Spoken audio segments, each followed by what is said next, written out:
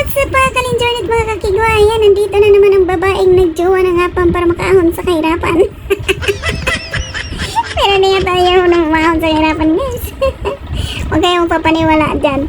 So, ayun na guys, because today, Sunday, ayan, hindi mo na kami namundok guys, no? Kasi medyo sobrang init pa ng panahon. So dito kami guys napadpad sa mall kung saan napakadaming aso dito guys at allowed ang mga hayop na pumasok sa mall nito guys. You know why? Dahil ang daming pet shop dito kaya pwede sila. So ayun na nga guys, no, may nakita kaming aso na itong aso na to na kulay brown guys. Ang cute niya, para siyang sheep, alam mo. Oh ayan, oh, laki pa naman niya, as in halos nasa baywang na siya, oh. Tingnan mo, kita mo ha, parang halos na sa baywang. So, notice siya. Inihian yung troller. Pasaway na aso to. Inihian yung troller. Ang hilig-hilig niya mangharot dun sa mga maliliit, no, diba?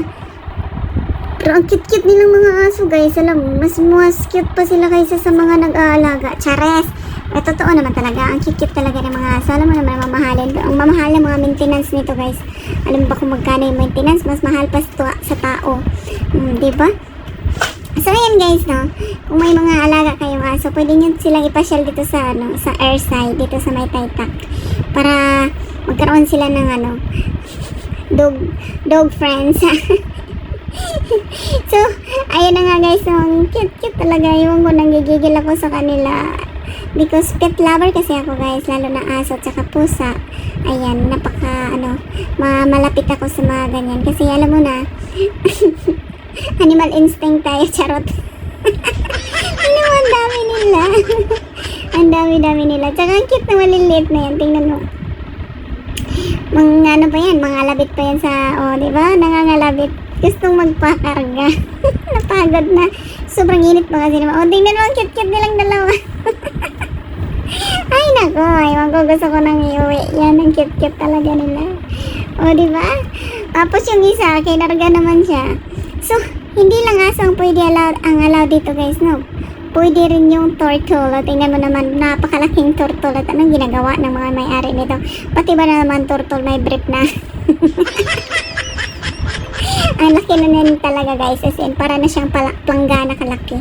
So ito yung medyo maliit lang, ayan pinag-aano na naman siya ng isang maliit na dog na makulit din yung dog na yan at tahol ng tahol dyan sa friendship. So sa lahat ng aso na aking nakikita guys, ito talaga yung napaka-cute talaga, para na siyang stuffed toys, as in, yung kulay puti. At saka nandito si Lubo. My God, may gusto pang magpa-picture yung si Lola dyan. So, tingnan mo, ang mall guys. Alam mo, ang daming tao dito guys. Akala mo kung yung mga troller nila dyan. Akala mo mga bata yung laman. Hindi na guys, hindi na uso mga bata ngayon. Uso na yung mga aso na sa troller. Hindi ba? Uso, yun na yung uso. Kaya akala namin, pag may troller na normal na bata yan, sustis ko, pagtingin namin, puro hayop pala nandyan. Pero wala kami nakita ngayon na cat. Medyo wala talaga kami nakita ang cat, puro aso lang, tsaka yung turtle. Yun lang po yung nakita namin. So, kita nyo naman guys, no? Ito yung playground, tapos ang ganda pa ng ambience ng place, kasi ito yung park ng, Taytay Oasis Park. So, kita nyo naman guys, ewan ko lang talaga, mamahalin talaga yung mga aso yan. Grabe yung maintenance yun kasi mas mahal pa yan sa tao. So, ayun na nga, naghaharotan sila dalawa, friendship. Diba? Ang kikit nila talaga, as in.